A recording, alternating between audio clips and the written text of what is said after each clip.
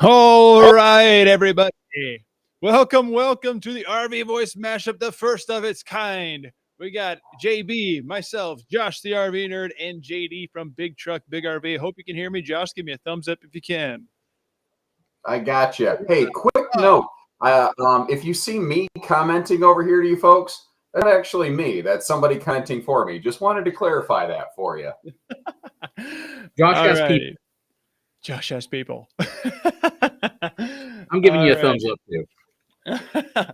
All right, guys. Well, if you haven't heard, this today is being brought to you by BishFix. It is our internal service platform. But if you want to service a new, if you'd like a discounted price on that, type in promo code RV Voice. Click the link here below, and we're going to hop right into it too with two of the biggest experts in the game, JD and Josh, the RV Nerd.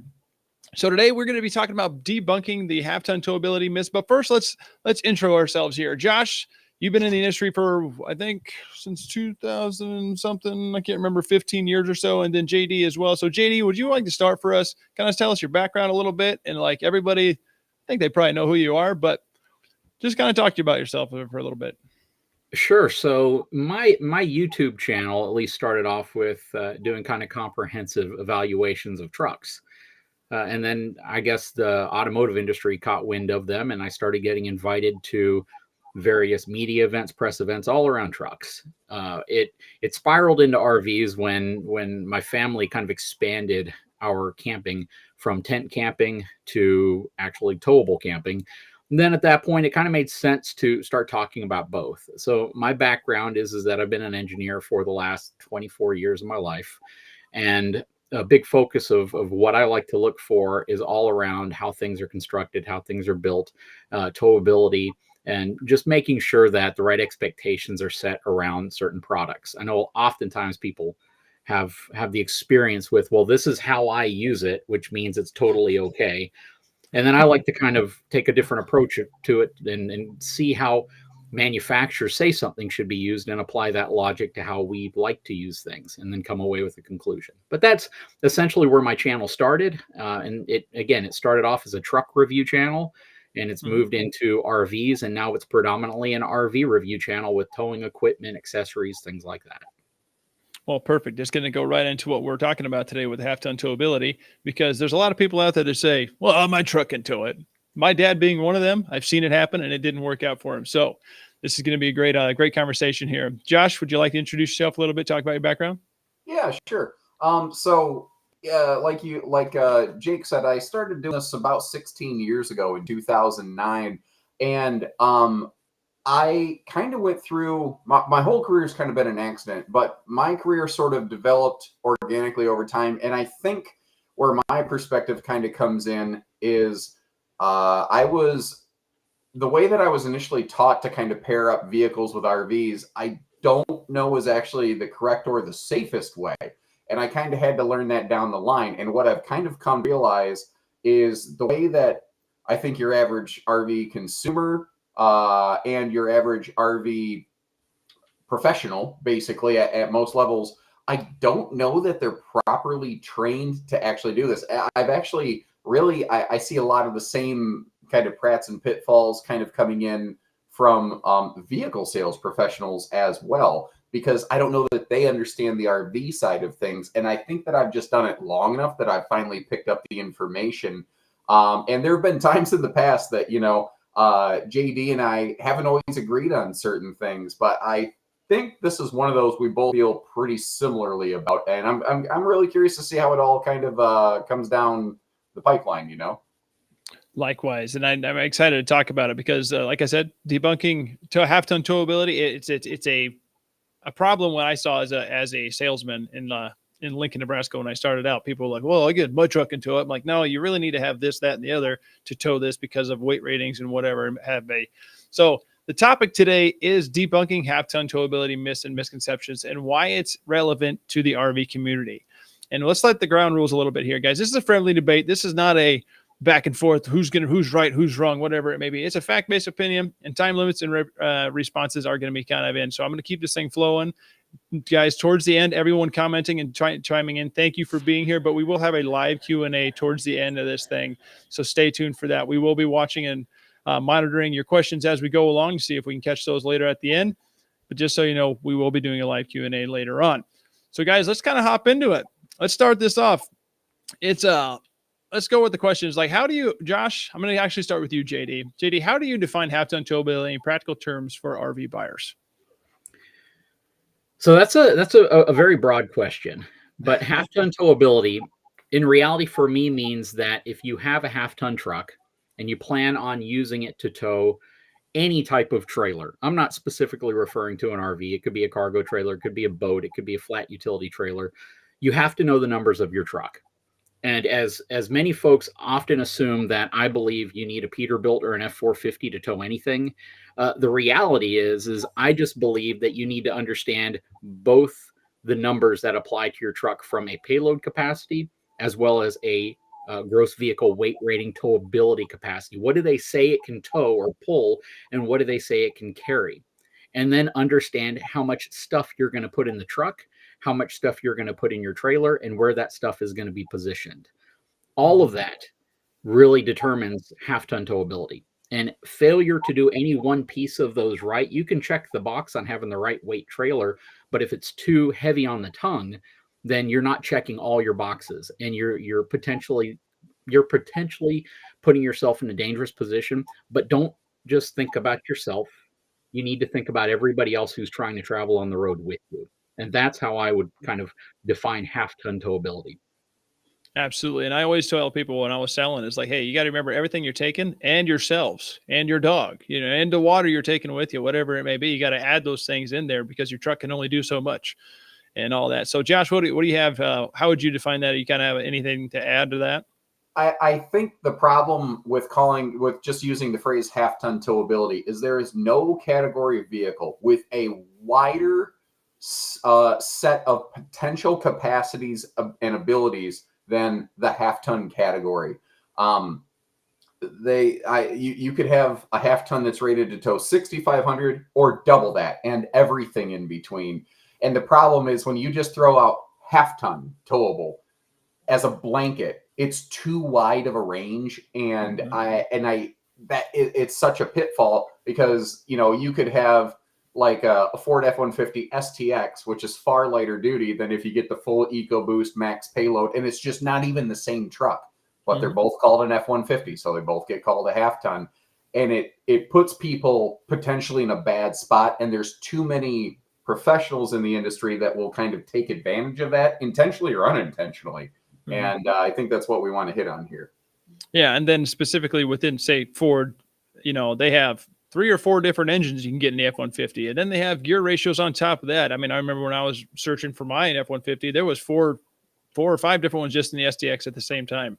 So there's a lot to know and a lot of, I guess, numbers on the inside of the window sticker type stuff and all that. And we'll get into that. But next question, Josh, let's start with you. What are the most common misconceptions that you see people with half-ton towability and low half-ton tow vehicles and towing RVs?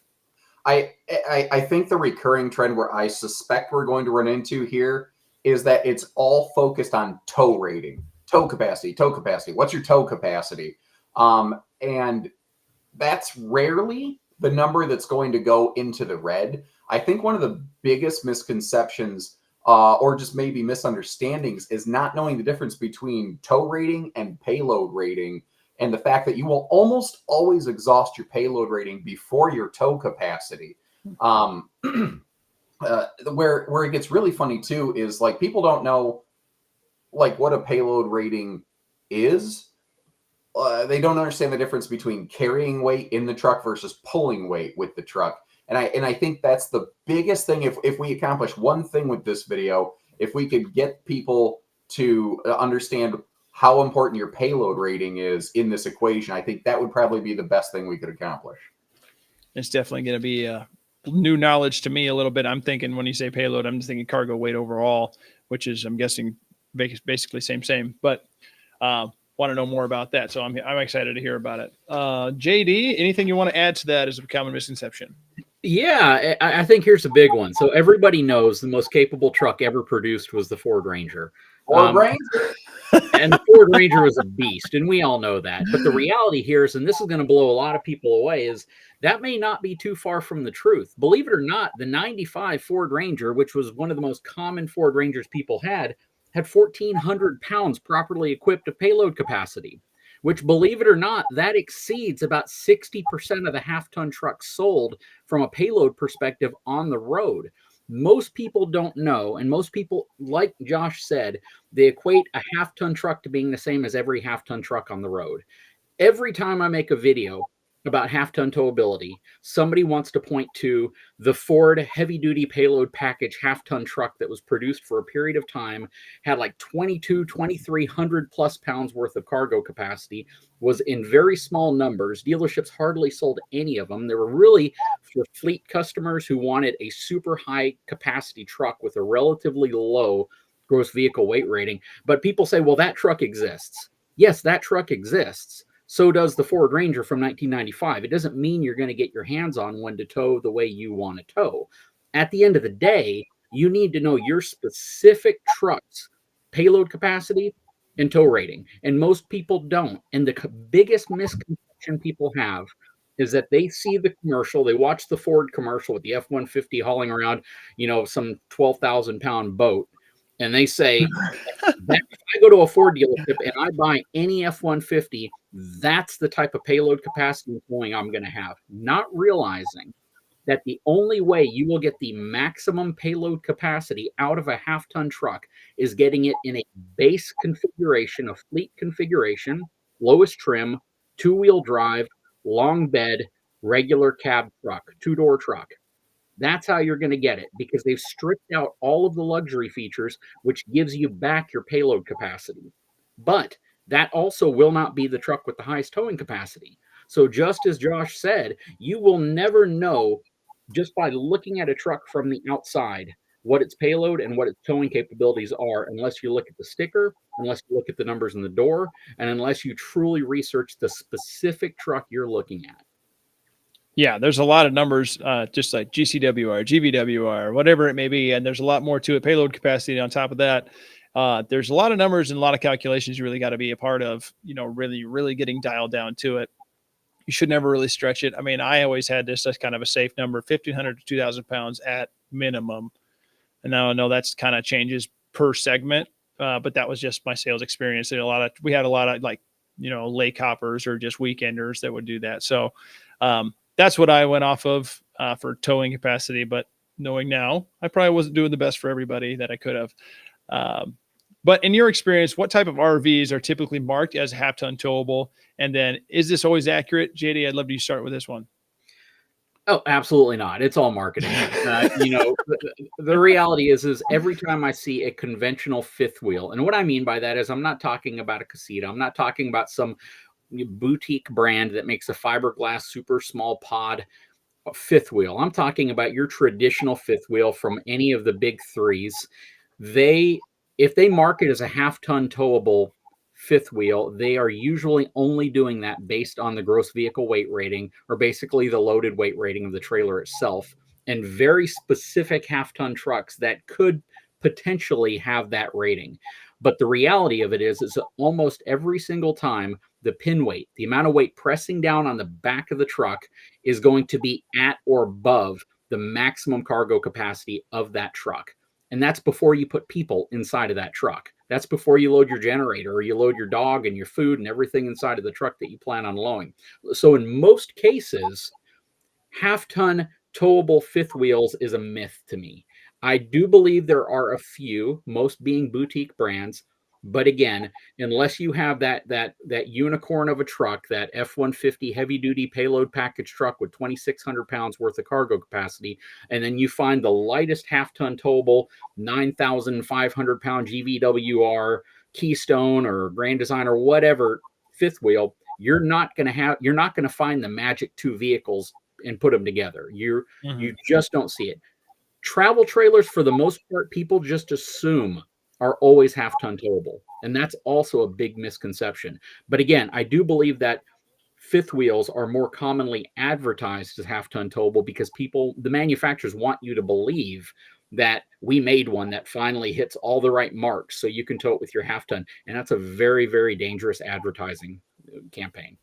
Yeah, and I not to point any fingers at specific manufacturers, but the Jayco Eagle half ton HT, the Eagle HT in the travel trailer segment, ain't a chance. The tongue weight on those things was outrageous, and they're massive and they're gorgeous RVs. I'd love to see it, but even the guy that I had, I sold one too. It was a, I don't know, 295 something at the, I can't remember the exact number, but he had a 3/4 ton and he had to get like extra, his track bars kind of beefed up and all that. And it was a big deal for him to do so. But Josh, what do you have to add to that? Yeah, I think he hit on a couple major ones there, but something he said on the previous question, you need to, if you want to maximize things like payload and whatnot, you need to get the 2-wheel drive truck. Another big misconception is, well, mine's the 4x4. That doesn't increase its capacities whatsoever. You actually lose some capacities a little bit due to the weight of the extra hardware there. Now, there's a lot of awesome benefits to a 4x4. It's probably the truck I'd prefer to have, but I think JD really nailed that, and I am just where my knowledge has changed over the years. I used to pair people up with stuff that, again, I don't know that today I would, but as I've learned more, I've found out that, man, I don't really like the idea of pairing up half tons with fifth wheels, and really, once you get past that kind of like 30-foot one slide trailer size, and this can vary a little bit, but that kind of rough barometer, it feels like we start to exceed, you start running into that payload problem, you know what I mean? And that's one of those things that, again, we keep going back to that, keeps going. It's just not all about tow rating. In fact, the more that I've learned, it's almost never about tow rating. This is another really weird thing that people run into is, so you find a 30-foot one slide trailer and you're taking your family out, and you forget how to calculate the payload, because, as JD said, you have to incorporate all of the body weight of the people and all the cargo in the truck. That subtracts from your payload rating before you even figure out the hitch weight of the trailer. And maybe you could tow a 30-foot couples camper with a slide with your vehicle's capacities, but by the time you load your whole family into the thing, you've eaten up so much of your cargo capacity, you might only be towing a 24, 25-foot bunkhouse trailer with a slide because you just have less payload available. There's a lot of questions that people are throwing in over here, like, what about if I throw airbags on that? That's definitely one that I think we want to focus on at the Q&A at the end of this right there. Mm-hmm. But again, the fifth wheel thing, there are some brands that absolutely, they use numbers like 150 or 1500, or even just the literal word half ton as the name of their brand. And it completely messes everybody up. I see it in the comment section when I go through and I review them, even though I'm very outspoken, like, I don't want you to pair this with a half ton. People say, well, if this is a half ton, then why can't my truck handle it? It's like, well, the manufacturer said this, but now you're saying this, and why would you believe me over them? People are like, you're just trying to get people to buy a bigger truck. I'm not. I have no horse in that race. I just don't want to see you in the ditch. You know what I mean? Yeah, exactly. I mean, it's a safety hazard at that point, right? That's the big issue. And a lot of people don't really think about that when it's like, well, again, this thing can tow that. You see a Ford F-150 commercial pulling a 737 Boeing down the runway. Well, okay, sure, but doesn't mean it can handle that. You know what I mean? It's the typical marketing scheme. It is what it is. But let's kind of get into the common myths. Let's move on to the next section here. Common myths and misunderstandings. So the myth one being, a half-ton truck can tow any RV under its rated tow capacity. So let's focus on size, maybe wind resistance, whatever it may be. All these things that play into this, because it's a big issue, and a lot of people just, it's a half-ton pick, it's half-ton towable. I can do so. So let's. I think JD started last time. Josh, would you like to start with this one? Well, again, I sound like a broken record here, but it's just payload. If you get like the really fancy loaded up half ton with the power running boards and the bigger power plant and all the extra things, the more weight the vehicle has added onto it, the less weight it has left over to carry stuff, you know. And people have a little bit of a disconnect there. And I like to take this out of the realm of thinking about RVs and just think about your personal experience. So imagine if you're a person who maybe could, we'll say, deadlift 200 pounds. Okay. Now, if you decide to wear a backpack with 30 pounds of bricks in it, you can now only deadlift 170 pounds after that. That's what your truck is going through. The more bricks, the more stuff you load onto that truck, the less it can carry. And, you might look at a lot of RVs that, let's say it only weighs it could have it weighs 6,000 pounds. That's a major problem. People think I need to pair up the trailer's dry weight, the trailer's minimum weight, empty, against my vehicle's maximum capacity. Well, you're pairing minimums to maximums, not comparing maximums to maximums. So I think one of the biggest misconceptions is that you read the weight tag, the empty weight on the RV, and you compare that to the max tow capacity in your vehicle. And if you're not negative, then you're good, right? And what you want to do is look at the trailer's GVW, full max loaded weight rating. And you need to make sure that GVW is within your maximum tow capacity, because that means that no matter what cargo you put in this, you're at least not going to exceed your max tow rating. There's a quick calculation you can also do to estimate to a fairly accurate degree an RV's loaded hitch weight. You might want to rewatch this video or scribble this down real quick. But basically, you take the trailer's empty hitch weight divided by the trailer's empty weight, and that'll give you a ratio, usually between 10 to 15%. Now multiply that by the GVW, and that will give you a very close, reasonable estimation of your maximum hitch weight fully loaded with cargo. But the way you load cargo, the way I load cargo might be different. You want to get it scaled, but I've talked enough. I don't want to talk over JD here. JD, got anything to add to that? I usually am just a major long run on Senate, so I appreciate you taking up some of that. So, but yeah, when it comes to myths and misconceptions, there's a lot of them with half tons, and the thing is nobody wants to call somebody's truck incapable. I think we all spend a lot of money for vehicles these days. You look out the window, and you look out the window and you say, "Man, I just paid $60,000 for a half-ton truck. I love it, and it can do anything." But I was reading through the comments, and Brian D left a comment that said, "My Ram 1500 is rated at 12,000 pounds towing with 392 gear ratio," which means he's doing his research on his truck. However, his payload's only 1,319 pounds. And then he ends it with, "My trailer options are limited." That's somebody who's done the research. That's somebody who's ready to make an informed decision when they're going out to buy any type of trailer, especially a travel trailer. Now, the thing that most people really, really need to understand, and we talk about towability here, but before we talk about towability, before we talk about towing a trailer, let's talk about how you typically would put stuff in your truck without towing a trailer. The way I usually try to calculate that, I base numbers on kind of that universal calculator that the automotive manufacturers say. A family of 4 typically weighs between 600 and 800 pounds. That's a modern American family of 4. And that, of course, will vary. You could have someone who's very lightweight. You could have somebody who drives in the truck by himself. But the fewer people you have in the vehicle, if you were going to say, I'm a single person, I'm the only one driving the truck, nobody else is going to be in there, I'm a minimalist. Well, you've essentially created a scenario where you may be able to haul a slightly larger travel trailer or slightly larger RV because you're taking up less of your payload capacity with people and the stuff that people bring with them. So the challenge we run into is like that gentleman who has that Ram, and he knows that he's about 1,300 pounds worth of cargo capacity. If you take 600 to 700 pounds and add that or deduct that from the cargo capacity of that vehicle, how much remaining cargo capacity do you have for hitch weight?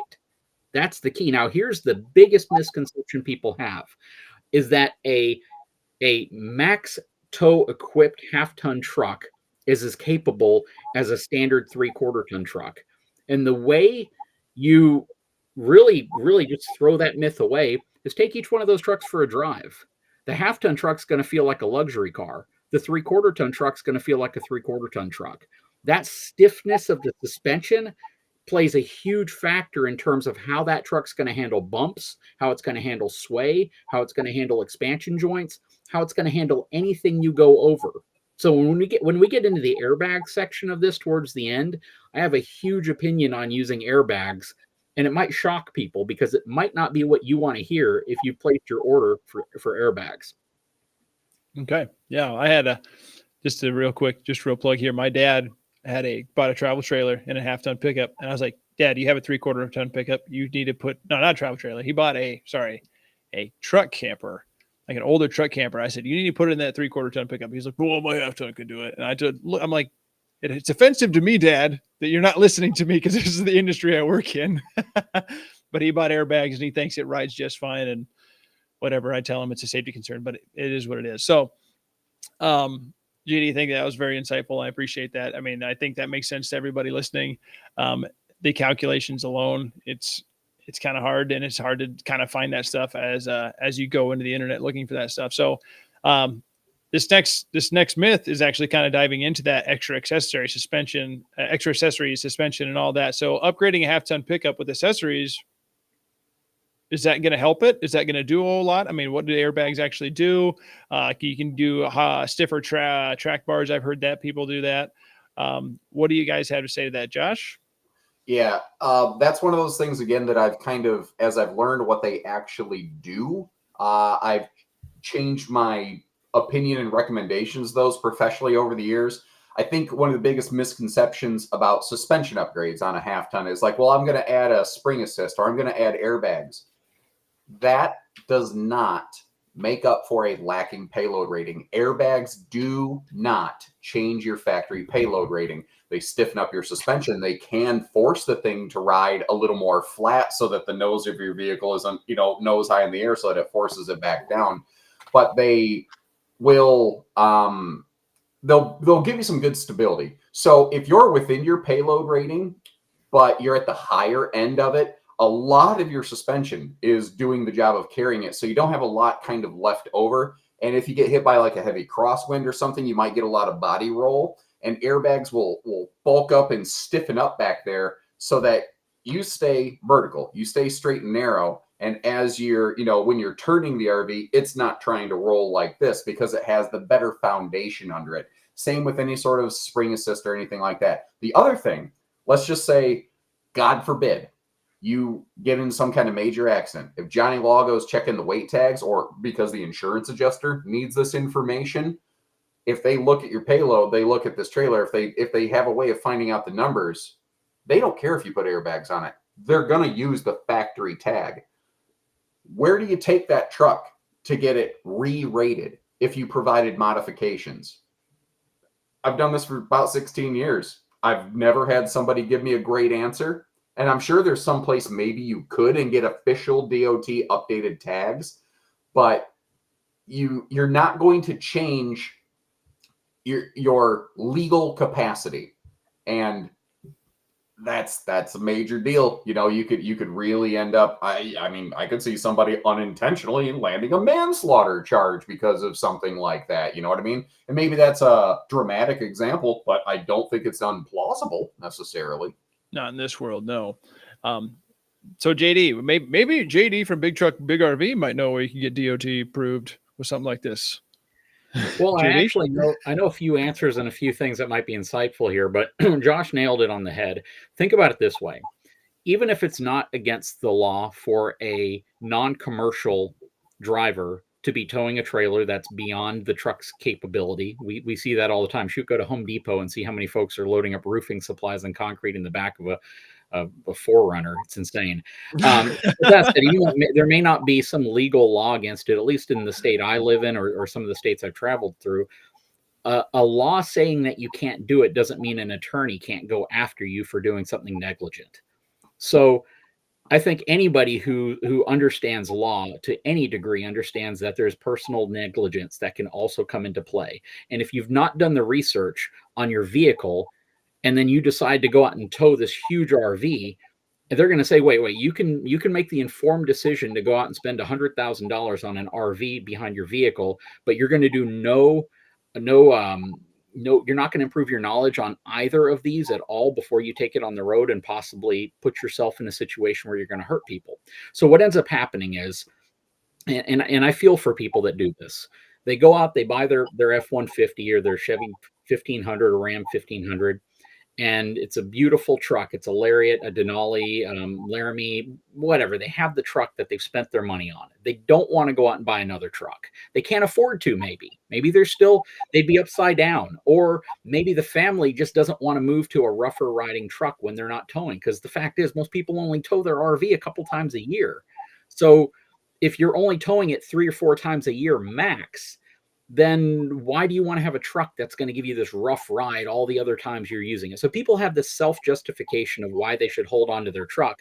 But then all of a sudden they start Googling, they start going to YouTube, they start looking at their truck supply store locally, and they say, hey, this guy wants to sell me some helper leaf springs. He wants to sell me some airbags and a heavier duty sway bar. And he's telling me that by adding this stuff, my truck is totally fine to tow a heavier trailer. That's the problem people run into. They believe that. This is a part where Josh touched on it, but I'll add to it. So we know that by adding anything to the truck, it's going to do what? It's going to reduce the available payload capacity of that truck. So when I installed airlift airbag on my F450 truck, for the whole purpose of knowing that if I put 5,000 pounds in the bed of my truck, I can level the load out. Believe it or not, the only reason I put airbags on that truck was because I did not want to blind oncoming traffic with my headlights at night. Or when I hitched up my fifth wheel, which only had a 3,600 pound pin weight, it's still enough to bring the back of the truck down to where the headlights are pointing up enough to where it's blinding oncoming traffic. Airbags, for me, the only reason I had airbags was to level out the truck, not to have this pretty looking level ride, but to get my headlights back down on the road so I wasn't being inconsiderate and unsafe to the people who were driving towards me at night. Now, that kit weighs about 75 pounds.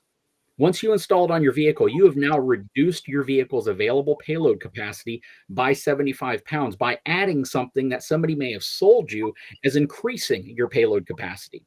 It doesn't. Airbags do not add weight distribution, at least to your truck.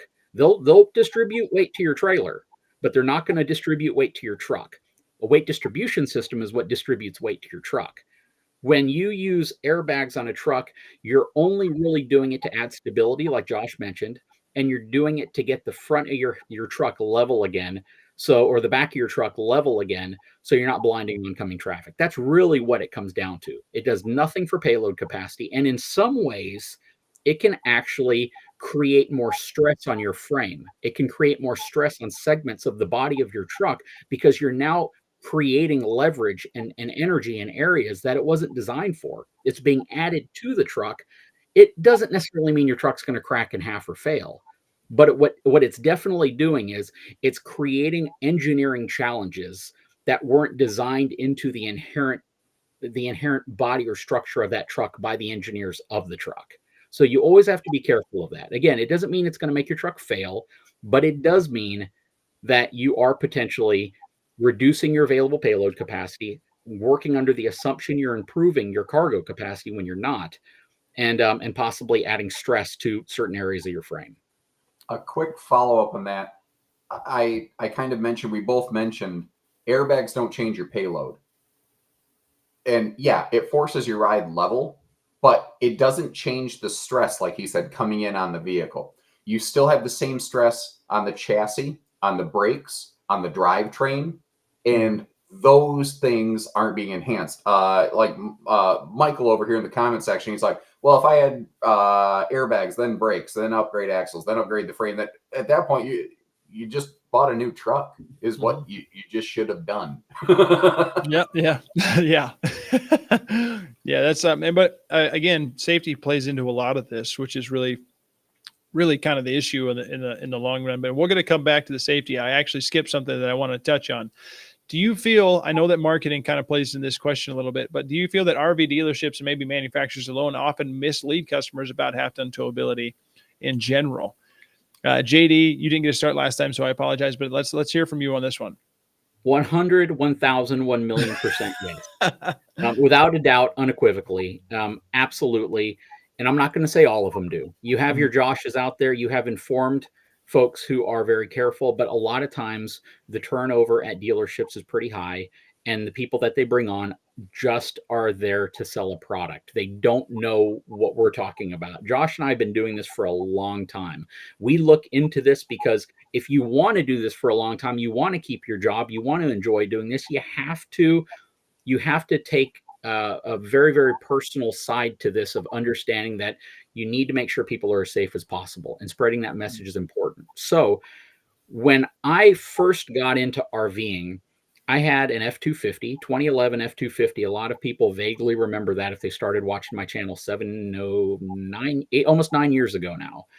And that truck was a Lariat package. It had about 2,300 pounds worth of cargo capacity because the Power Stroke diesel that everyone would assume would be the better towing engine is going to give me more tow capacity and payload. But in fact, it's not, because it's about 1,000 pounds heavier than the gas V8. So it actually reduced my cargo capacity by almost 1,000 pounds. If I would have gotten that truck with a gas V8, I would have had over 3,000 pounds worth of cargo capacity, but I didn't.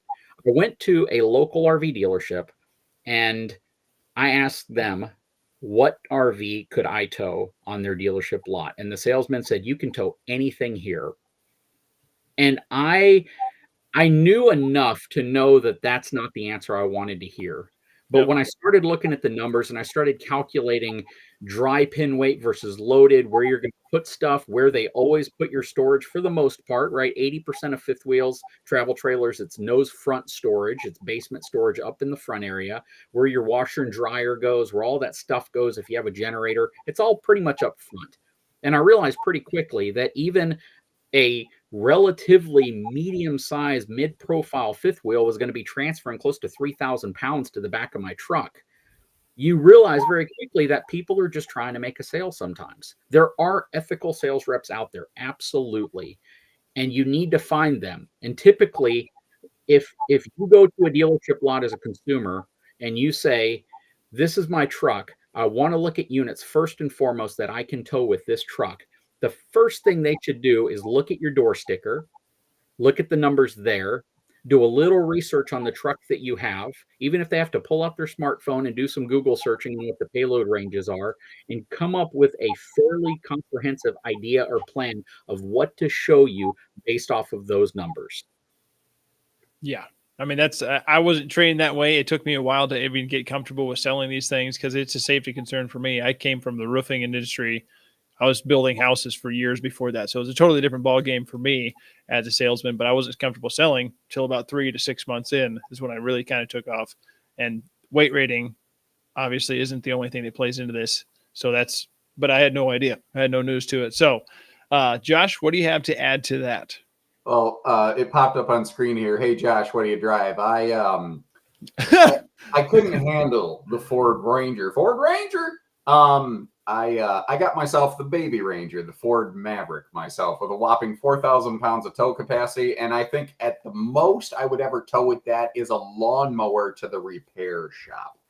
But yeah, JD, it crushed it. I think a lot of it's a combination of intentional, unintentional, and the cultures of the places.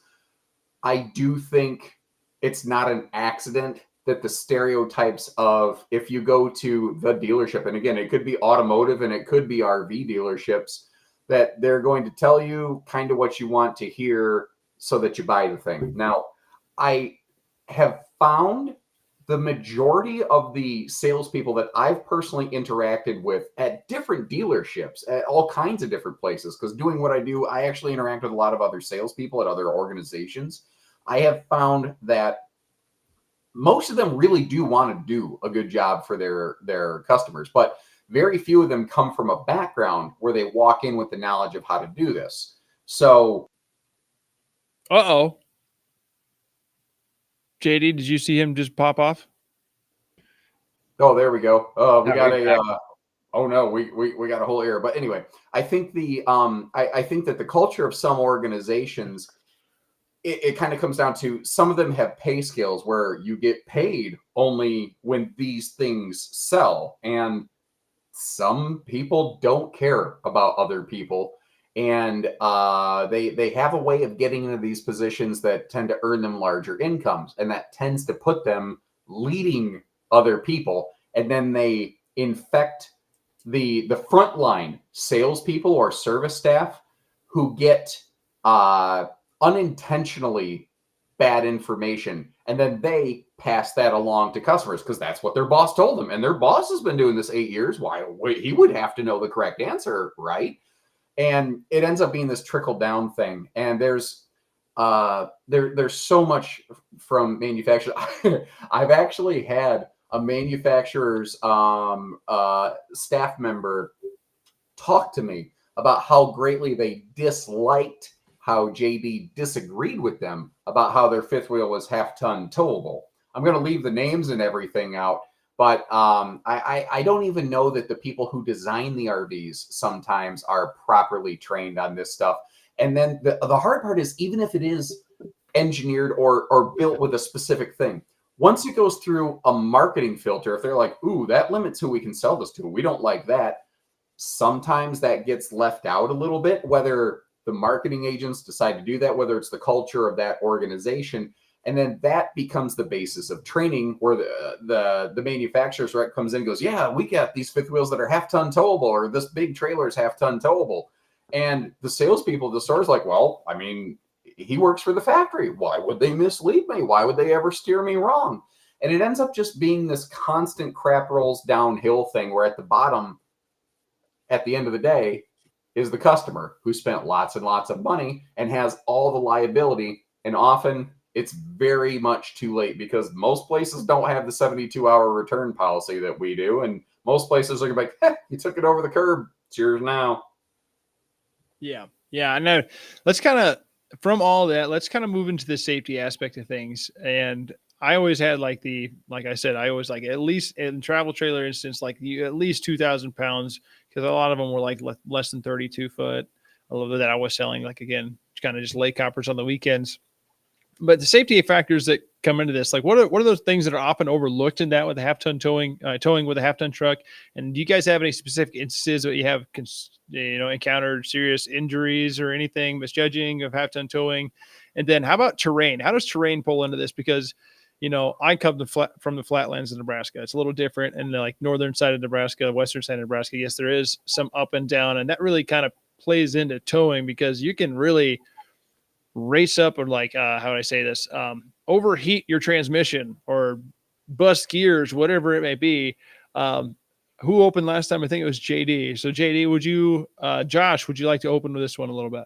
Yeah, so this is really, when I joined with Bish's RV, that's when my better understanding of towing really started to grow and expand, because I got to hands-on experience some new things and some new regions and some new terrains. Like you, Jake, I come from flatlands, southern Michigan. Like even the upper part of the lower peninsula of Michigan call us flatlanders, because it's cow farms and cornfields. It's just like you had back in Nebraska. And there's a reason they just call the whole thing the Midwest, because it all really does look the same. Yeah. But what is half-ton towable where I live, I found very quickly was not necessarily the same half-ton towable as, say, like in Idaho around the Rocky Mountains, in Salt Lake City, or even in Davenport, Iowa. Davenport is as flat and corny as the rest of us. But my first trip out to Davenport, Iowa, I don't think we had a day that was less than 30 miles an hour crosswind. And where I live, winds like that will shut down school buses. But that's like every day Tuesday in Davenport, Iowa. And as I'm driving my rental car back and forth from the store down the highway to the hotel, I remember like my upper body, I was getting tired because I was fighting into the wind so hard. And I went under an overpass, and my vehicle whipped half a lane, and it got pushed back to the center where I was supposed to be when I cleared the overpass. And then I took note of that. I'm like, holy cow. Like, that was in a tiny little car, not towing a giant square brick sailboat behind me. And the next day, I saw a guy hooked up to a 26-foot, probably truly 30-foot tip to tail travel trailer with a 3/4 ton truck.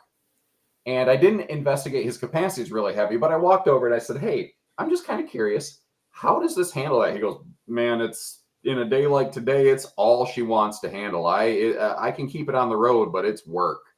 And I instantly went, I have to change how I go about my videos and how I talk towing and I give vehicle suggestions, because where you tow is as important as what you tow. You start going up inclines, some gas motors, when the air thins out, you might lose up to half your horsepower. Uh, that is just, you're going to be creeping at 45 mile an hour on the highway or less. You have to shift out of drive and you have to shift manually into like third gear just to get up the hills. Mm-hmm. It's a very different experience when you're towing up inclines and at elevation versus when you are flatland close to sea level, like where I live. It's a very different experience in some parts of the country. And if you want to go cross country, you need to absolutely consider the terrain that you're going to go through, or plan some really long routes out of the way. That's true. Take the scenic route, right? Even though the scenic route's probably through the inclines and all that. So, JD, what do you have to add on to that? So I'm not going to really contest anything that he said because it's all 100% accurate. I'm going to add to it by saying that where most people probably feel, if they disagree with me, it's in this one area, that when I make recommendations about half-ton towing, safety recommendations, everyone thinks that my recommendations apply to everybody. But the reality is there's a lot of people out there who have a tremendous amount of experience. They know exactly how to dial in weight distribution. They know how to load their trailer, where to load it. They know what the capability of their vehicle is, and they can tow very safely, even at or near at max capacity of their vehicle. They're that good at configuring their rig. You see them all the time. They're typically the ones that have loaded everything up, and for some reason, everything still looks safe. When I make my recommendations here around safety, it's because the vast majority of people think that if my truck looks level and my RV looks level, I'm good to go. And oftentimes the misconception people have, which cause safety issues, are the overuse of weight distribution. People automatically think weight distribution fixes my problem, and they put themselves in a very unsafe position. People don't often realize that a weight distribution hitch that's improperly set up, even though you look at it from the side and everything looks level, could be adding a significant amount of overstrain to the front A-frame section of your trailer, or even to the frame and hitch components of your truck. Or you could be removing so much weight and moving it to different parts of the RV that, again, even though everything is level looking, it does not mean that you're safely towing. And it means that you're potentially even more unsafe than if you had not used a weight distribution hitch. People don't realize that terrain plays a factor with weight distribution when you're going uphill and the trailer is flat and the truck's going uphill, because you add thousands of additional pounds to the front section of your RV. Folks oftentimes believe that if something fails, it's because a manufacturer did something wrong. And that does happen a lot. We all know in the RV world, RVs aren't built like Lexuses. They're not the most reliable things out there. But there are sure a lot of things you can do unintentionally where you're actually causing problems that you did not realize you were causing when you thought you were doing things correctly. The safety aspect that most people, again, they don't realize is that the length of the truck matters. A longer wheelbase truck is inherently going to be more stable. It's a longer lever arm. It's harder for torsional forces to cause it to shift and move. A longer trailer is going to be more difficult to tow because it's going to be a larger wind profile. It's going to have a larger side profile, a longer overhang. Loading your RV up properly is critical, not overloading your RV. I always say, you know what, people believe that they need to be on a diet to be healthy. Their RVs oftentimes need to be on a diet as well. Going in and saying, if I can remove a couple 100 pounds from the back of my RV, from the front of my RV, does that matter? It absolutely does matter. People ask me all the time, can I drive around with full tanks? You probably could, but you shouldn't. That's the reality of it is you could risk the tank falling out on the ground. Yes, that kind of failure could occur, but you're also adding a significantly higher amount of weight to your entire rig that's unnecessary. That's the key. So when it comes to a safety aspect, I've seen it. I have seen, you guys have no idea how many pictures get emailed to me and Instagram to me of RVs that have ended up in really crazy situations. I can't tell you how many times I've been on the interstate and I've seen an RV on its side, on the side of the interstate in pieces. And a lot of times that can be attributed to a driver not paying attention, a driver being distracted, somebody swerving or cutting off the driver, some type of an incident happening. But a lot of times it can also be attributed to controllable things, such as driving through heavy winds without a proper weight distribution, without properly setting up your trailer, and not understanding how when I left my home for the first 300 miles, everything was great. The weather was perfect. But then all of a sudden I crossed into another state and I had a 40-mile-an-hour crosswind and things got really, really sketchy. You have to plan for that. And you have to understand that every part of how you set up your truck and your trailer, how they work together, and understanding the dynamics of everything is critically important. Yeah, you brought up For those of us who are not automotive engineers, like our friend JD, he said how it's a larger lever arm and torsional stresses. Here's the simplified layman's way that I found success sharing with people. The longer your vehicle, the more stable your thing, like he said. But basically, think of it like this: the wider your turning radius, the worse your turning radius, the more stable your towing experience is, because the vehicle organically is less inclined to shift and pivot on an axis. Versus the thing is, that's not the vehicle we want to drive every day. And a lot of this, again, is based on half tons. That is often somebody's daily driver. So when we get these short bed, short box half tons versus a long bed quad cab 1 ton, when you get the really short wheelbase vehicles, their ability to turn is they can turn a lot sharper to get in those Walmart parking spots. But that also means the trailer can push their back end sideways more easily and send you doing this down the road with the tail wagging the dog. So that's another thing, like how not all half tons are equal. You got a 2-door short bed half ton. You have a quad cab long bed half ton. Not that there's a ton of those out there, but you get the idea. When that one vehicle is like 3 foot longer, it's significantly more capable of handling safely the same 30-foot trailer out there, especially for the average user who does not have commercial driver's license training. For those of us, most of us took driver's training the last time when we were 16 years old, and you can't tell me spit. Well, if you really want to be safer towing this thing, a longer vehicle is another good way to go. That's an awesome point that he brought up there. Yeah, and there's a little video that I saw. I don't know if it's on. It's got to be on YouTube somewhere. It's basically this little toy car and a trailer on a treadmill, and they put the weight at the back end, and they touch it, and the thing just gets worse and worse and worse, and it gets gnarly. Same with wind. If someone was like you packing up the backside of your backside of your RV, it's the same thing's gonna happen. So you got to distribute weight properly when you're driving and towing this thing, because that's a big part of the issue. And then going across like I-80 specifically, dead center of the U.S. in the flatland, is the windy states. It is nasty. I've seen semis literally pick up the back end, and they've shut down I-80 just because of wind. It happens in Wyoming all the time. I can barely go through Wyoming without getting rerouted. But it is very, very important to properly load your RV. If you want to be on the front side, guys, is that right? You want to be more so towards the front? Yeah. Yeah. front toes better than weight in the back. Sorry, JD, didn't mean to step on your toes. No, you're right.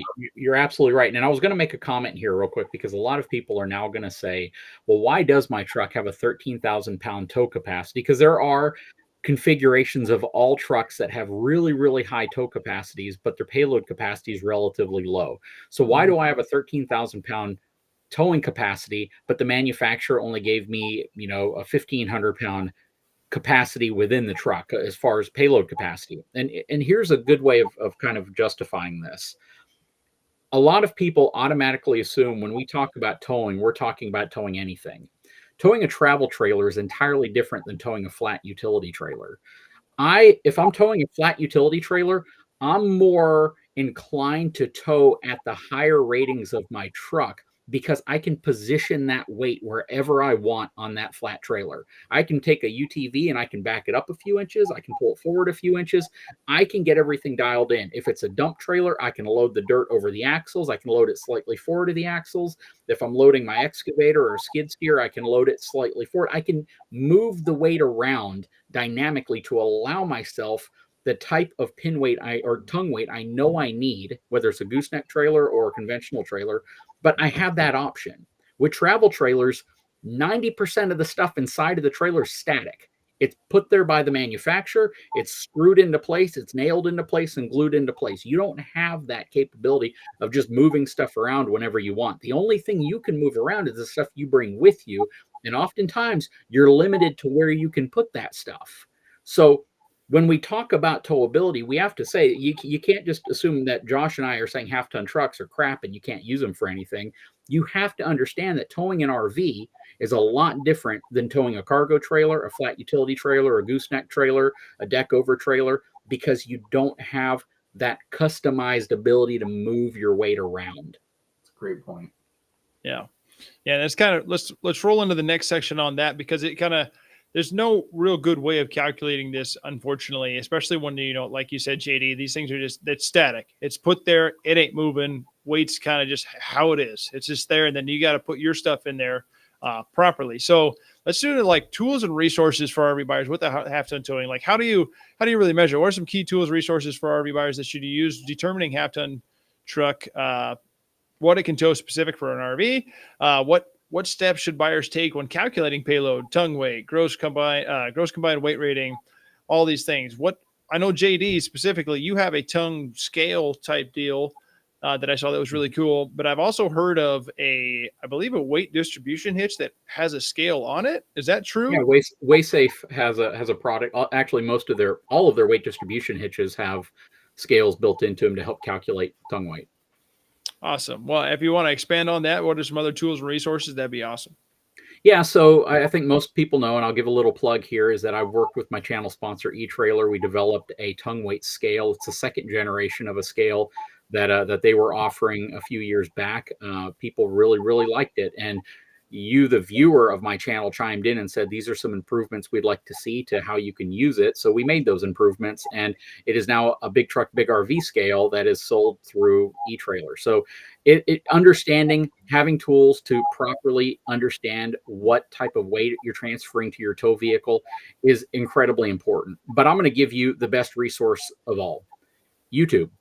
Just being honest with you, you can Google search, you can find all this stuff, but there are so many folks on YouTube. My friends over at Keep Your Daydream, Changing Lanes, these are all folks that live the lifestyle, and they've all made very comprehensive videos on understanding how to use a CAT scale, understanding how weight applies to your vehicle, understanding what accessories can actually help you, like adding disc brakes sometimes, adding independent suspension, things like that, in certain instances can absolutely help you and create a more controllable ride at times. But the reality is there are so many resources out there. As long as you're willing to go into those resources open-minded and not go in there with your own perception that you're not willing to change. That if you only search for content that supports what you believe, you're going to find yourself in a dangerous situation a lot of times. If you want to prove us wrong that there are half-ton towable fifth wheels out there, and you're going to hunt for that, and you will not give up until you find it, and that's going to be what you buy, you're trying to force what the industry is saying you could do, but what the people who are trying to educate you on this are telling you you shouldn't do. So The resources are out there. They're all over the place. It's really just finding people who are credible, who do this, who have experience, who have experienced failure. I mean, boy, it only takes you watching a YouTuber who accidentally didn't couple his fifth wheel kingpin, watch it drop on the bed of his truck one time for you to realize that I'm not going to let that happen to me. I'll let his mistake be the reason why I'll never deal with that again. So Oof. great when you use your resources and you look for those resources. Yeah. Wolf, what do you, Josh, what do you have to add on to that? Well, I have a question for the chat, actually.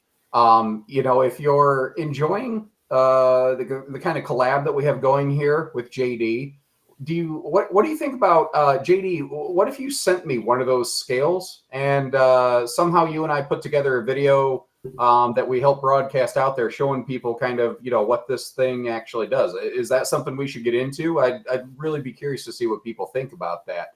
But yeah, use your resources. Like he said, one of the hardest things about this whole thing is that you will never actually know your RV's hitch weight, basically, until it's too late.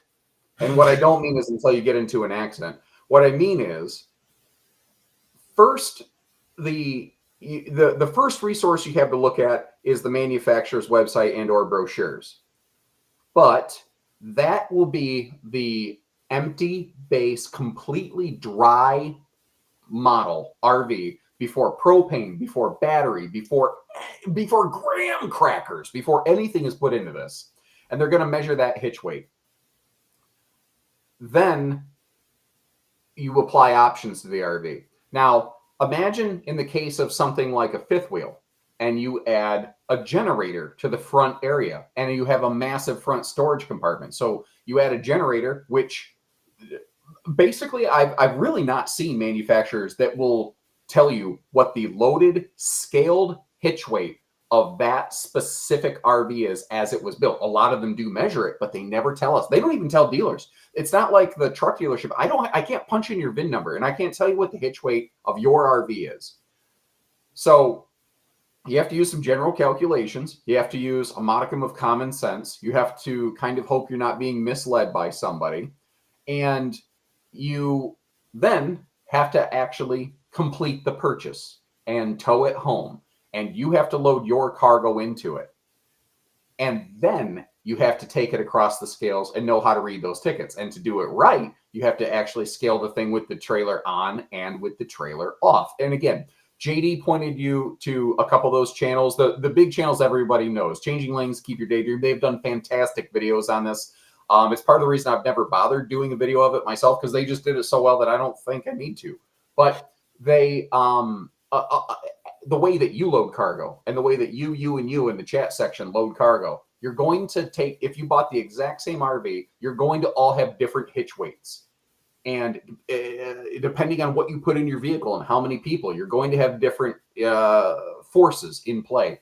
And until you load your thing and you scale it, you don't really know. So a little pro tip from your Uncle Josh is, if you know that Thursday is taking the RV home day, Thursday night should be loading the RV day, then Friday morning should be cat scale day. And you should, as soon as possible, find out what you're really getting into here, because if something is really screwy and sideways, maybe you still have a time-based opportunity to contact your dealership and swap that out.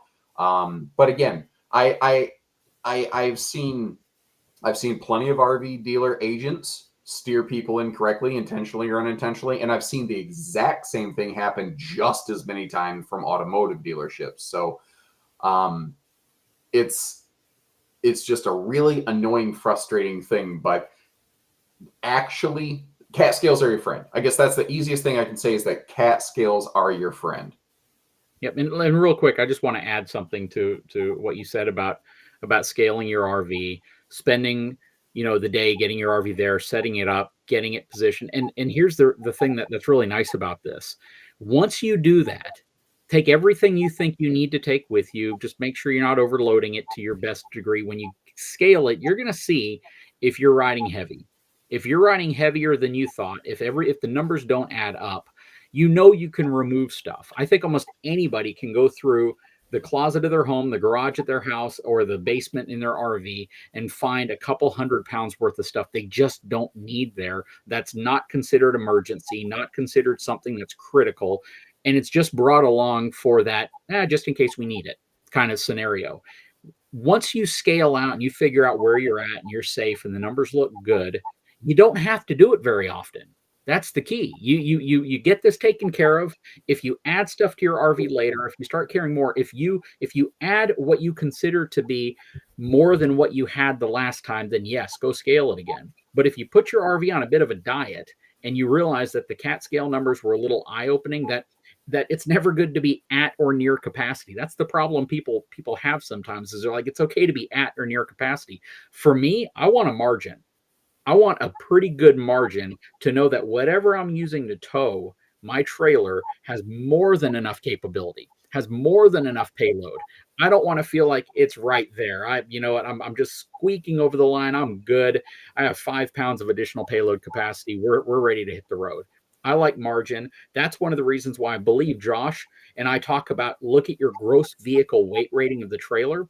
Typically, that's going to be heavier than what you load it with.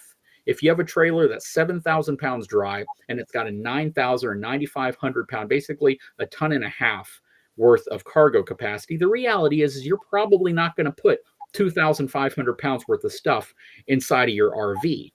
Why try to do that? The reality here is, if you only put 1,000 pounds of stuff in your RV, leaving you 1,500 pounds of remaining cargo capacity on your RV, that's great. That's margin. That means I haven't overloaded anything. My truck's good, my RV's good, and I'm in a better position to tow safer. Well, one last thing, definitely do it right away. One of the maybe things that I've encountered talking to people who trade in RVs, or I see service related things come in through the store from time to time, people who own the RV for 4, 5, 6 years, they don't realize how much crap they accumulate. I have seen so many people like, well, on trade-in day, just pull the trailers up door to door and I'll just transfer stuff over real quick. And then half a day later, they're still there and they send their spouse to Wendy's because they're starving and they're hangry and they're tired and they're sore.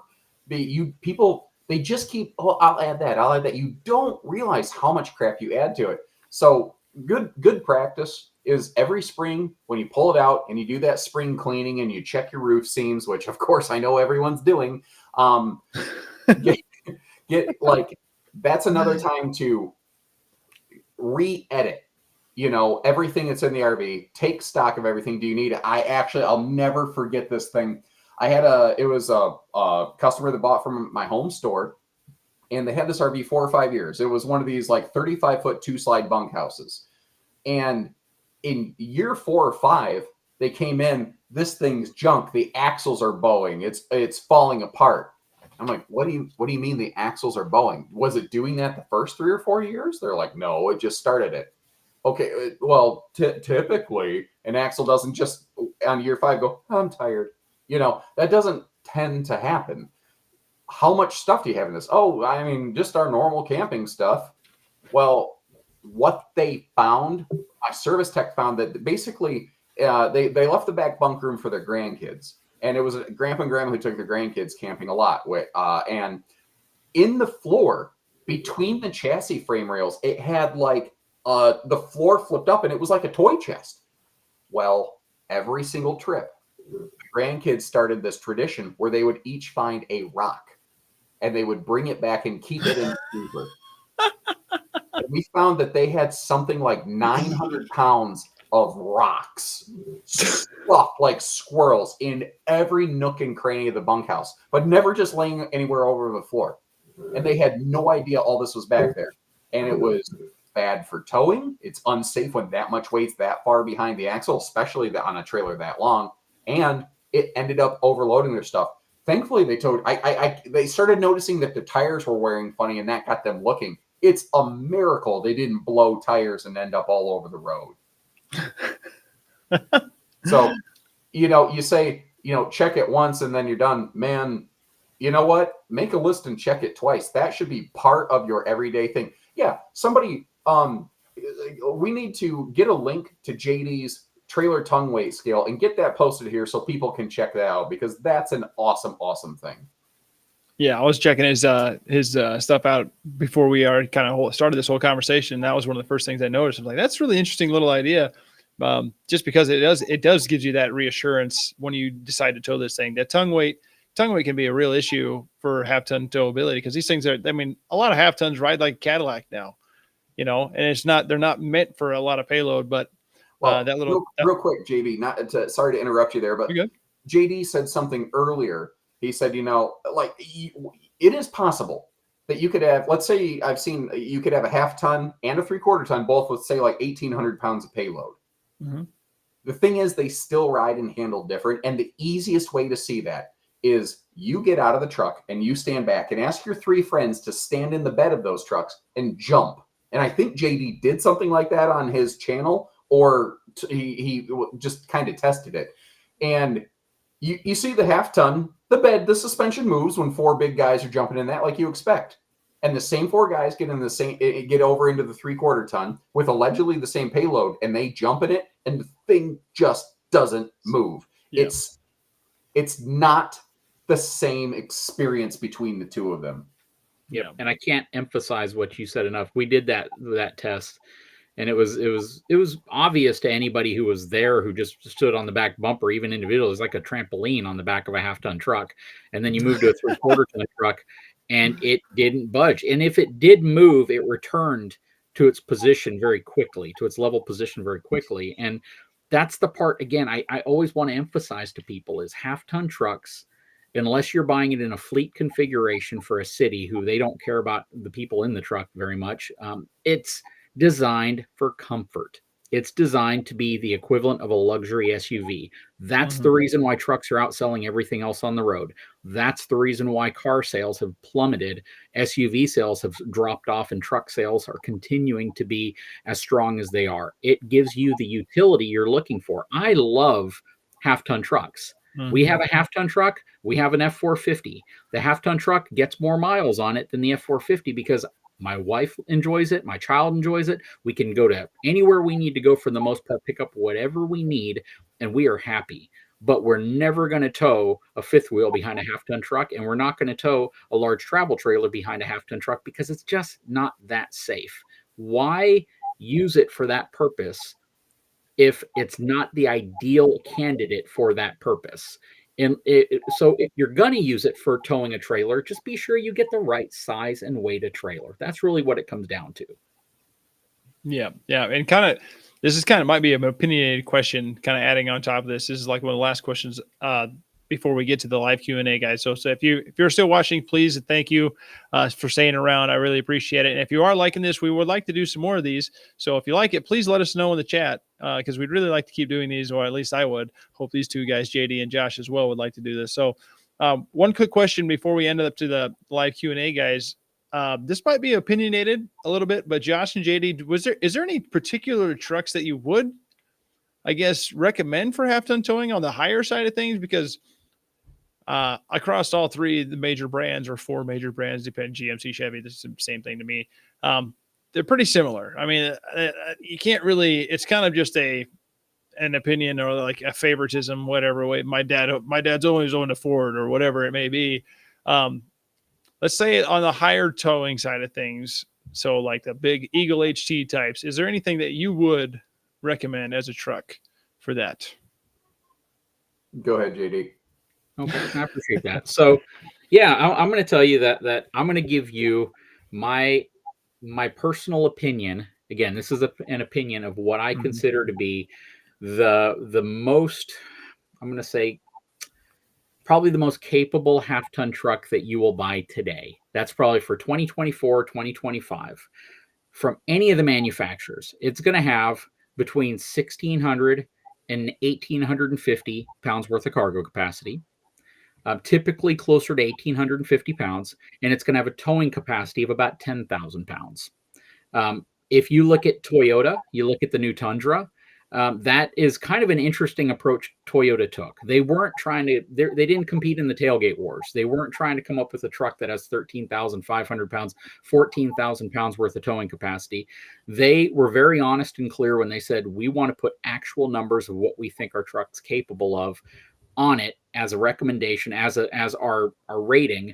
And that's what you should be able to use this truck for. So when I say, let's just say 1,800 pounds, cargo capacity. If you look at the sticker and it says that, and the truck has a 10,000 pound towing capacity, that will typically put you in the realm of about a 7,000 pound travel trailer, maybe 7,500 pounds. When everything is said and done, you take roughly 10% of that dry, which would make up your dry tongue weight.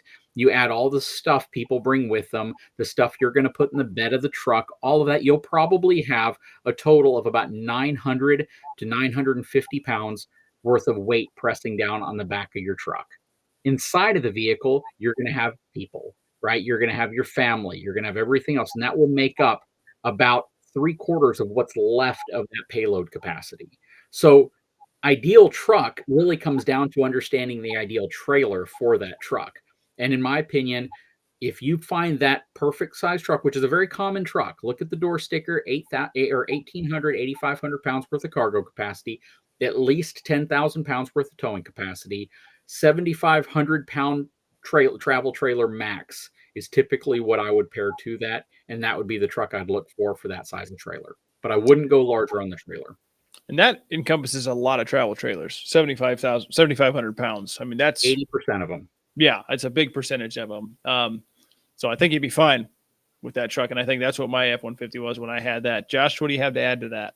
Well, so I am but a humble RV nerd. I'm not I've never been a motorhead. So my father, those of you who are familiar with my background, he was old Ford alumni. So if I didn't say that word at some point in this stream, he would just explode.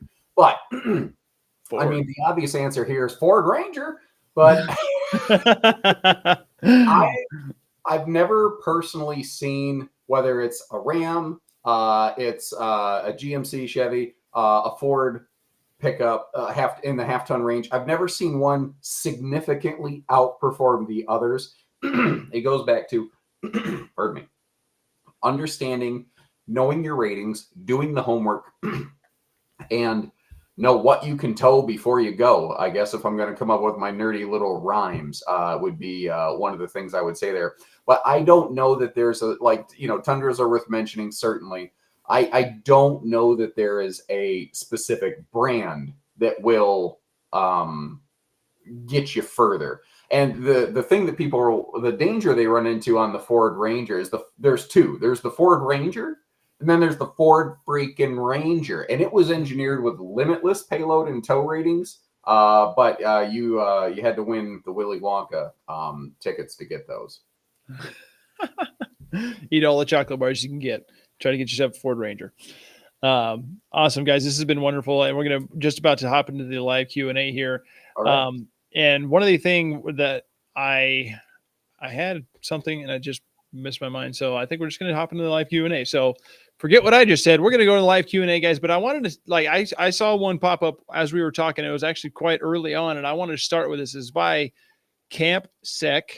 I don't know who that was, but we're going to talk with this one because it says, the question is, guys, JD and Josh listening, do weight distribution hitches increase maximum allowable tongue weight? Go ahead, JD.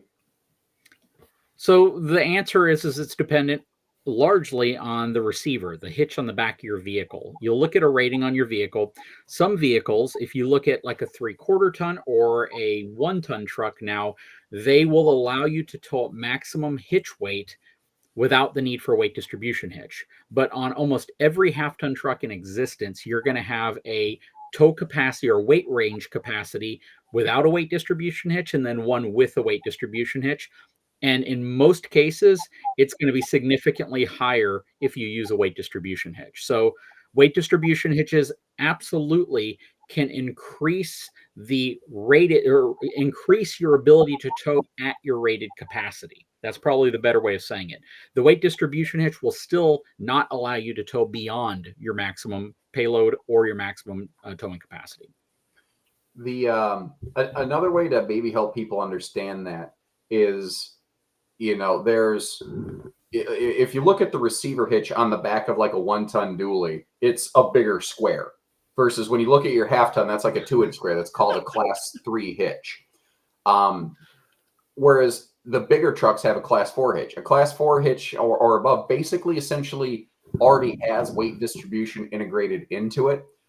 A very real way of thinking about a weight distribution hitch that you buy from a dealership and have installed is it's an external class 4 upgrade. Not exactly, but that's essentially what you're doing right there. There's something I wanted to add, and it just finally popped back into my head when we were talking about, our marketing efforts misleading people here. I think one of those things, and when we've kind of discovered this, just being real, like we're not perfect, but we're trying to be better. And one of the things that we've discovered is that our people at the service counter and the parts counter, maybe they weren't necessarily trained the right way, because people would come in and say, hey, I want to do a fifth wheel to gooseneck conversion, or I want to add XYZ widget to the RV. And yeah, we can do that. And we're obviously certainly happy to take your money doing that.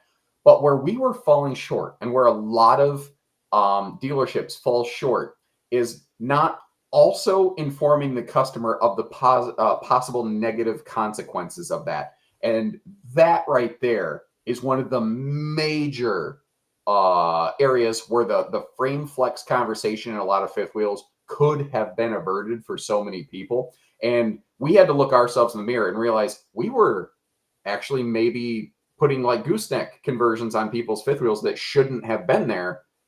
And if they insist on it, that's okay. You're an American. You can make your decisions. We will do it. But where we were falling short is we were not necessarily always properly educating people on, yes, we can, but if you do, here's what could happen. And, that's one of those things where we've had to look ourselves in the mirror. We've fixed some people's RVs, and we're doing the better now to better educate our staff where it matters. But I don't know. I forgot how we got onto this. So now my train went off the tracks. But hey, we're live. I came back to my train. If you guys are really liking this, we'll try to do this again. Just let us know in the comments, and we'll round up another thing. JD, I think you started to talk there. I want to say one thing real quick here. This stream was supposed to go out live on both my channel, where a lot of you are watching it, and JD's channel. Don't know what happened, some technical gremlin on the back end, but anybody who's watching this on my channel, please take a second, click over to Big Truck Big RV on YouTube and hit the subscribe button. Okay. The information he's saying here is the information he puts out every day. And I absolutely don't think I'm the only person with information or an opinion. And I absolutely encourage you to get info from all the sources that you can. I appreciate that. Thank you so much. Yeah, I don't know why it's not showing about the tech thing, dude. Oh, it's okay. We'll get it figured out. And I'm going to re-air this on my channel as well. So I appreciate all the time and effort the folks at Bishop put into this. But the comment I wanted to make is one that people oftentimes don't think about. And this is when you were towing an RV 20 years ago, you were towing it regardless of what size of truck you had, with a truck that probably had 1/3 the horsepower and torque as it has today. Hey, look, there's the is this the Wizard of Oz? Morning. Yeah. Nobody sees the wizard. Not no one, not no how. Sorry, guys, that it wasn't supposed to happen. Peter glitch. I'm gonna leave now. I'm just hoping you're wearing pants. Good to see you. Yeah. Hey, it just lets people know that it takes an army. It takes a team to put something like this together. Yeah. But what I wanted to say real quick, guys, is that a lot of people don't realize that 20 years ago, when you bought a truck, it probably has 1/3 of the horsepower and torque as a truck that you buy today. The horsepower and torque wars have gotten insane. I never would have thought in a million years that I would have a truck with 1,200 pound-feet of torque and 500 horsepower, right? We weren't prepared for that. That torque, that force, that energy pulling. Imagine what that does to trailers that have largely, from a frame perspective, not changed much. So you have to think you're yanking on a trailer with much more power than we ever have. So from a towability perspective, when we talk about this stuff, you also have to factor in the decisions we make to get more powerful vehicles and how those powerful vehicles can actually potentially lead to some towing related issues, some structural related issues. And, yes, you can always make things stronger, but when you make things stronger, you also make things, fill in the blank, heavier. I just wanted to drop that in real quick. Yep. Well, Yeah. and that's another problem. There is this phenomenon I call the fattening of RVs. Look at, I mean, you can look through just my video records, or you can look through manufacturers' histories on their websites and look at the same model over like a 6-year period. Every year, it keeps getting a little heavier, but the frame, the suspension, the running gear, none of that stuff typically changes until they hit a point where, it starts failing. And I put the camera on an RV at my home store yesterday that is a model that's been out for a while. And the thing is awesome, but as they've added so much crap to it, completely unloaded, it had 463 pounds of available cargo on the trailer. You're going to very likely overload that trailer. And it's one of those things we're talking a lot about the overloading aspects of the vehicle, but you also really want to keep an eye on the available cargo capacity on the trailer itself. That's kind of not related, but kind of related. I wanted to throw that out there. Okay. You have anything to add to that, or can I move on to the next question? Boy, I this could go on for hours. I do have something to add. It's actually really great. I'll keep it really short, real short. Yeah. So if you have a 10,000 pound GVWR RV and the manufacturer of that RV tells you that the dry weight 7,500 pounds, what does that leave you? 2,500 pounds worth of cargo capacity, right? So if you're not careful, does that mean I can take a Toyota Prius and put it in the front basement section? Because if a Toyota Prius weighs 2,300 pounds, I'm technically under my cargo capacity rating. Understand where weight should go, how much weight you should carry, and if every single part of that frame is actually designed to carry all that weight. Again, be smart when it comes to loading your RV and understand that just because they give you a rating does not mean you need to go up to that rating. And it also doesn't mean that the trailer in any part of that RV can hold that rating. That was my little rant. Thank you. Great. Perfect. Yeah. And there's some other ratings on that. To really find your tow rating, payload capacity, you can find websites to find that. I know there's several out there. I used them when I was a salesman. But one question that kind of popped up here that caught my eye, it's a little different. It's from Daniel Johnson. Daniel Johnson, thank you for typing this one in. It's, what is the preferred length of a travel trailer for a typical half ton? Now, it's not really overall length is it's really a problem, right? It's usually the weight that we're talking about. So the question is, I'm going to read it out. What is the preferred length of the travel trailer for a typical half ton? Looking for the best length to weight trailer of my half ton. Payload is 2,500. We don't really need to know that, but is there any, does the length really play a factor to you guys? So let's talk about that a little bit. Yeah, no, absolutely it does. I'm using my computer now, so I can't pull this up, but I actually have like a little spreadsheet calculator where you plug in your vehicle's wheelbase and it will tell you here's the trailer wheelbase that you could tow before you begin to experience negative towing effects. So the length of your vehicle and the length of the trailer absolutely matter in relation to one another. I don't have that up. I don't know if JD has some rough calculations on hand. I don't know if we can get a link for that and throw it up in chat. But there's absolutely, I don't remember the exact numbers, but if your vehicle's wheelbase is 184 inches, then you can tow a trailer that's like 32.6 before it starts to get a little more pushy. And it's not like the moment you go past that, you're like, oh, this is bad. It's kind of like JD said. That's where experience starts to come into play. If you're an over-the-road truck driver and you tow all day, every day, you know how to handle it. If you're somebody like me who doesn't do it as often, it's it takes me just a little mental second longer. It's not as instinctive to offer the proper correction on the vehicle. And that's where, people start stabbing the brakes, which is the wrong thing to do if it starts going like that, So the length of the trailer absolutely does. But again, you can't just say, what's the right length for a half ton? Yeah. Which half ton? You need to get your wheelbase and you need to compare that to the length of the RV. You don't just say, I have a half ton, so I can tow a 30-foot trailer. That's exactly the stinking thing that gets people in danger. And to kind of add to that, Josh is absolutely right. And we've talked about that from the beginning of this live stream to now, that understanding the length, understanding true numbers capabilities is super important. What I typically say, because people want to hear a number, and what I typically will tell people, that if you have the most common configured truck, a modern half-ton truck with a max tow package, with a payload capacity between 1,500 and 1,800 pounds, four-wheel drive, four-door truck. That is the most common half-ton configuration truck sold today. And most of them are in mid to high trim packages. So they're XLT and up. I recommend a trailer no longer than 27.5 feet and weighing less than 6,000 to 6,500 pounds GVWR.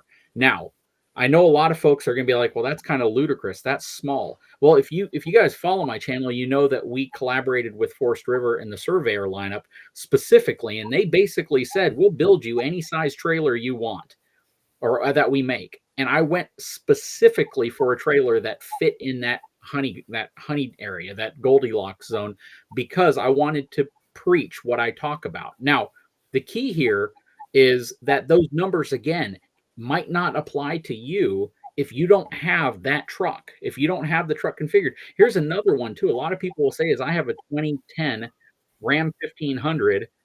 What can I tow? And then I'll say, okay, give me all the details on the truck. I will give you my attempted roundabout guess. And then they give me all the details. And the one detail that they leave out is the mileage on the truck. I'm like, how many miles? Oh my God, it's a baby truck. It's got 218,000 miles on it. I'm like, okay, do you realize that trying to find the biggest trailer you can tow behind a truck with 218,000 miles on it could potentially mean that the engine and transmission on your truck fail before the suspension or before you run into any other issues? So it's so difficult for Josh or myself to make a recommendation on a truck or on a trailer without absolutely knowing every detail about it. And that's one of the reasons why we typically run away from making exact recommendations for people, because we don't know how your truck's been driven. We don't know how you've used it. We don't know if you maintain it. We don't know what all the actual numbers on it are. And without all of those facts, it's hard for us just to say, yes, you can tow this trailer without any problem at all. Awesome. Well, for those who are watching the chat, Matt's RV Reviews, how you doing out there, Matt, has entered the chat, and he said, but my Dodge towed a spaceship on the commercial. Yeah, that's exactly the kind of marketing that gets people killed. I was just scrolling Facebook the other day, and it says the company that makes the towing guides, it says, like, here's the towing guides, and it says, because tow rating is the only thing that matters. Dude, that's how people get killed. And I mean that sincerely, Yeah. And this is why we had this one of the conversations. Sorry, my apologies. It's been a long day. This is why we're having this conversation. The half-ton towability, it is a safety concern. And that's why I wanted to have these guys on here. If you guys have any topics or anything that you want to hear about and we'll get these guys in here again, put them in the chat, please. We'd love to hear it. And the links that we're talking about, guys, let's kind of collaborate after this and put those all into the chat or in the description of this video later on. JD, Josh, thank you so much. JD, do you have anything to add before we end up kind of closing this out?